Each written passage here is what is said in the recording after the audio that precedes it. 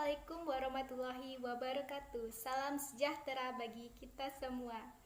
Baik teman-teman, nama saya Eka May Florensa sebagai moderator dan pemateri 1 dari kelompok 2 dan 2 teman saya yaitu Perkenalkan, saya Amelia. Di sini saya sebagai pemateri kedua. Saya Ririn Nur Aisyah, saya sebagai pemateri 3. Judul materi presentasi dari kelompok kami adalah komponen-komponen belajar mengajar. Komponen-komponen belajar mengajar. Dalam komponen-komponen belajar mengajar terdapat 8 poin yang harus kita ketahui. Yang pertama, tujuan pembelajaran. Yang kedua, peserta didik. Yang ketiga, pendidik atau guru. Yang keempat, bahan atau materi pembelajaran. Yang kelima, pendekatan atau metode. Yang keenam, media atau alat. Yang ketujuh, sumber belajar. Yang kedelapan atau yang terakhir adalah evaluasi. Tujuan pembelajaran. Tujuan pembelajaran adalah suatu sasaran akhir dari suatu pembelajaran, yaitu tercapainya tujuan umum pembelajaran. Oleh sebab itu, pendidik harus mempertimbangkan serta merumuskan tujuan umum pembelajaran.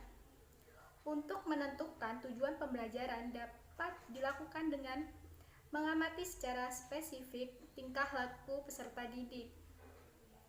Misalnya, membaca lisan, menulis karangan, dan sebagainya. Dalam hal ini, pendidik dapat mengamati dan menentukan kemajuan peserta didik sehubung dengan tujuan tersebut.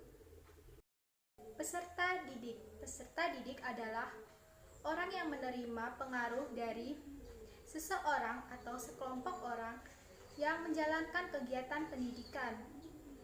Anak didik adalah unsur manusiawi yang sangat penting dalam kegiatan interaksi edukatif.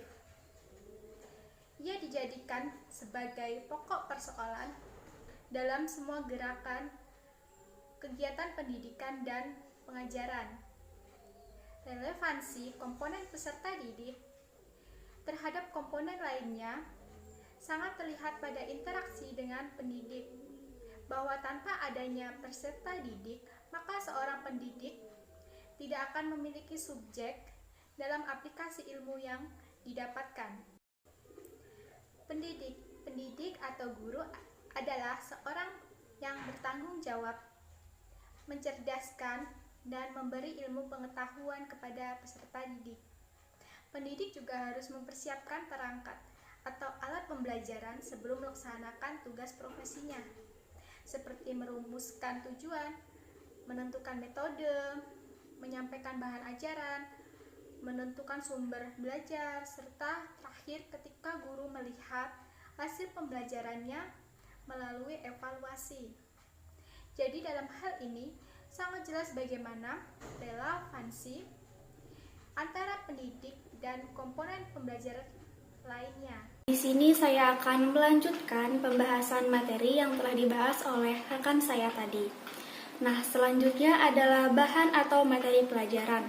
Bahan ajar adalah segala bentuk bahan yang digunakan untuk membantu guru ataupun pendidik dalam melaksanakan kegiatan belajar dan mengajar. Nah, bahan ajar ini merupakan informasi yang berupa alat dan teks yang diperlukan guru untuk perencanaan dan penelaahan implementasi pembelajaran di dalam kelas. Bahan ajar tersebut mencakup beberapa poin penting. Dapat kita lihat di sini ada 6 poin penting. Yang pertama adalah petunjuk belajar bagi siswa maupun pendidik. Di dalam petunjuk belajar ini dijelaskan tentang bagaimana pendidik sebaiknya mengajarkan materi kepada peserta didik dan bagaimana pula peserta didik dapat mempelajari materi yang disampaikan oleh guru. Yang kedua adalah kompetensi yang harus dicapai.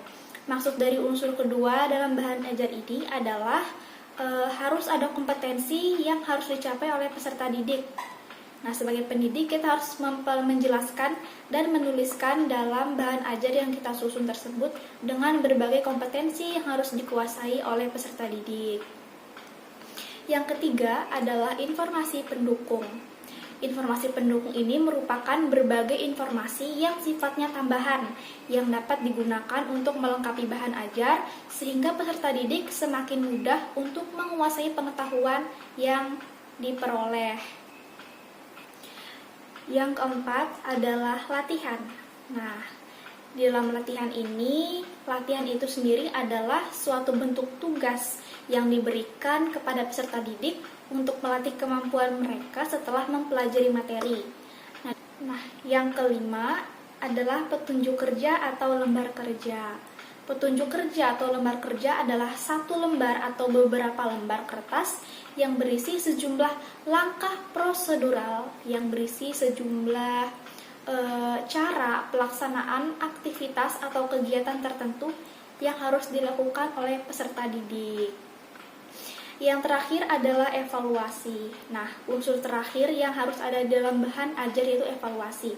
Evaluasi ini merupakan salah satu bagian dari proses penilaian, sebab dalam unsur evaluasi terdapat sejumlah pertanyaan yang ditunjukkan kepada peserta didik untuk mengukur seberapa jauh penguasaan kompetensi yang berhasil mereka kuasai setelah mengikuti proses pembelajaran. Relevansi antara komponen bahan ajar dengan komponen lainnya yang ada di dalam komponen pembelajaran sangat jelas bahwa dalam menyampaikan bahan ajar harus memperhatikan metode atau cara yang digunakan dalam penyampaian tersebut agar peserta didik dapat lebih mudah memahami materi ajar yang disampaikan oleh guru. Selanjutnya adalah pendekatan atau metode. Metode pengajaran atau pendidikan adalah salah satu cara yang digunakan pendidik untuk menyampaikan materi pelajaran, keterampilan atau sikap tertentu agar pembelajaran dan pendidikan berlangsung efektif dan tujuannya tercapai dengan baik. Faktor yang harus dijadikan dasar pertimbangan dalam pemilihan sebuah metode pembelajaran ada beberapa hal penting. Yang pertama yaitu berpedoman pada tujuan. Nah, tujuan ini adalah keinginan yang hendak dicapai dalam setiap kegiatan interaksi edukatif. Yang kedua adalah perbedaan individual anak didik. Perbedaan individual anak didik perlu dipertimbangkan dalam pemilihan metode mengajar. Aspek-aspek perbedaan anak didik yang perlu dipegang adalah aspek biologis, intelektual, dan psikologis. Yang ketiga adalah kemampuan guru. Nah, kemampuan guru ini sangat penting karena jika kemampuan guru itu kurang berpengalaman dalam pendidikan dan pengajaran, maka akan mempengaruhi bagaimana cara pemilihan metode mengajar tersebut. Nah, jadi kemampuan guru ini patut dipertimbangkan dalam pemilihan metode mengajar. Yang keempat adalah sifat bahan pelajaran. Nah, setiap mata pelajaran mempunyai sifat-sifat masing-masing. Paling tidak, sifat mata pelajaran ini adalah mudah, sedang, dan sukar. Nah, untuk metode tertentu barangkali cocok untuk mata pelajaran tertentu, tetapi belum tentu cocok untuk mata pelajaran yang lain. Maka dari itu, metode itu erat kaitannya dengan bahan pembelajaran yang akan disampaikan. Faktor yang kelima adalah situasi kelas. Nah, situasi kelas ini adalah sisi lain yang patut diperhatikan dan dipertimbangkan guru ketika akan melakukan pemilihan terhadap metode mengajar. Nah, pastinya guru tahu benar bahwa kelas itu dari hari ke hari, dari waktu ke waktu mengalami perubahan sesuai dengan psikologis anak didik. Nah, ketika guru berusaha membagi anak ke dalam beberapa kelompok, guru akan menciptakan situasi kelas kepada situasi yang berbeda.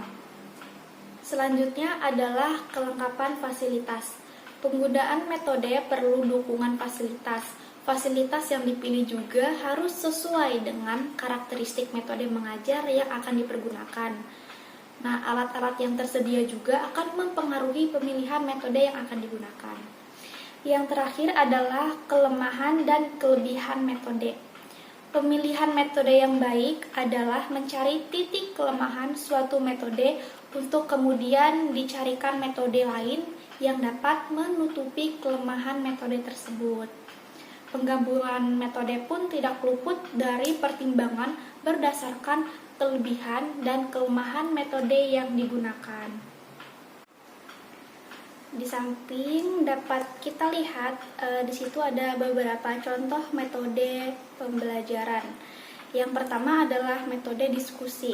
Dapat kita lihat di situ ada beberapa anak yang sedang berkumpul membentuk suatu kelompok di mana mereka sedang memecahkan suatu masalah. Nah, metode diskusi itu sendiri adalah suatu metode pengajaran yang mengedepankan aktivitas diskusi siswa dalam belajar memecahkan masalah. Yang kedua adalah metode karya wisata. Metode karya wisata ini adalah metode belajar dengan memanfaatkan lingkungan atau tempat-tempat tertentu yang memiliki sumber ilmu bagi siswa. Metode ini harus mendapat pengawasan langsung dari guru.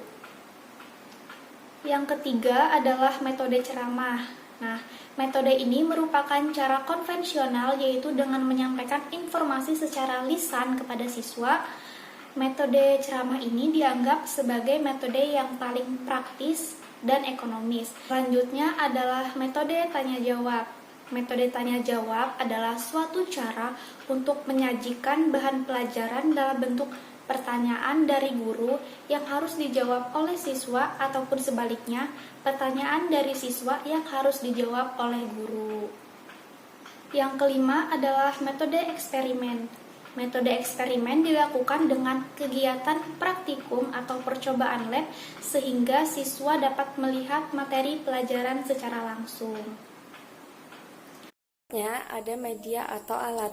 Media adalah alat-alat bantu yang digunakan untuk menunjang terlaksananya proses belajar mengajar. Nah, media ini tidak terlepas dari metode yang digunakan oleh guru dalam menyampaikan bahan ajar, karena metode merupakan rangkaian dari media tersebut. Nah, di sini ada contoh media atau alat yang digunakan untuk menunjang terlaksananya belajar mengajar. Nah, di sini ada media pembelajaran dapat berupa audio, visual maupun audiovisual. Media pembelajaran berupa audio dapat berupa radio dan berupa kaset. Nah, sedangkan media pembelajaran berupa visual dapat berupa buku, majalah, koran, dan lain sebagainya. Nah, kemudian ada media pembelajaran berupa audiovisual. Contohnya seperti layar proyektor, televisi, komputer, handphone, dan lain-lain. Nah, di sini juga ada beberapa alat bantu yang digunakan untuk menunjang terlaksananya proses belajar mengajar. Seperti yang ada di contoh, terdapat peta, tabel-tabel berupa buah-buahan, hewan maupun sayur-sayuran, dan di situ juga terdapat berbagai macam bangun ruang. Kemudian juga ada alat tulis. Biasanya peserta didik lebih menyukai media pembelajaran berupa audiovisual. Karena apa? Karena mereka lebih menyukai pembelajaran berupa animasi-animasi yang bersuara. Nah, dengan begitu peserta didik lebih memahami materi pelajaran melalui media pembelajaran tersebut. Berikutnya adalah sumber belajar. Sumber belajar adalah semua sumber baik berupa data, orang, dan wujud tertentu yang dapat digunakan oleh peserta didik dalam belajar untuk mencapai tujuan belajar atau mencapai kompetensi tertentu. Dengan adanya sumber belajar, dapat mempermudah dan membantu peserta didik dalam meningkatkan pemahaman dan hasil belajar. Di sini ada beberapa contoh sumber belajar. Nah, sumber belajar ini tidak hanya berasal dari buku saja, tetapi bisa berasal dari peristiwa-peristiwa atau masyarakat sekitar yang dapat dijadikan sumber belajar. Nah, di sini contohnya ada orang, baik orang tua, guru, maupun masyarakat sekitar dapat dijadikan sumber belajar. Nah, kemudian di sini ada bahan. Contohnya di situ adalah website. Nah, di website ini kita sering mencari informasi-informasi untuk menambah pengetahuan. Sumber belajar berikutnya dapat berupa lingkungan. bisa di lingkungan tempat tinggal maupun di lingkungan sekolah. Kemudian sumber belajar yang berikutnya yaitu berupa peristiwa. Di situ contohnya banjir. Nah, dari bencana tersebut kita dapat mengambil pelajaran dari peristiwa tersebut. Nah, sumber belajar yang selanjutnya yaitu berupa tempat. Di situ contohnya kebun binatang. Selain kebun binatang, ada juga museum dan juga hutan. Nah, di situ peserta didik bisa melakukan penelitian atau pengolahan data-data. Nah, sumber belajar berikutnya yaitu berupa benda, baik benda cair, gas, maupun padat.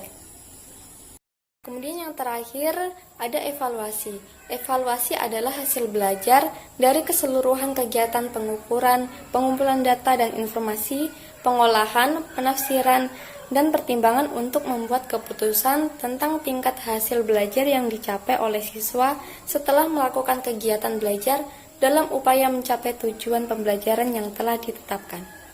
Dalam evaluasi, guru tidak hanya menilai dari segi kognitifnya saja, tetapi guru harus menilai dari segi afektif dan segi psikomotoriknya. Demikian yang dapat saya sampaikan. Selanjutnya saya kembalikan kepada moderator. Demikian isi presentasi dari kelompok kami. Semoga apa yang kami sampaikan dapat bermanfaat bagi kita semua. Jika ada kekurangan, tolong maafkan, karena kesempurnaan benar-benar hanya milik Allah Subhanahu wa Ta'ala. Sekian dan terima kasih. Wassalamualaikum warahmatullahi wabarakatuh.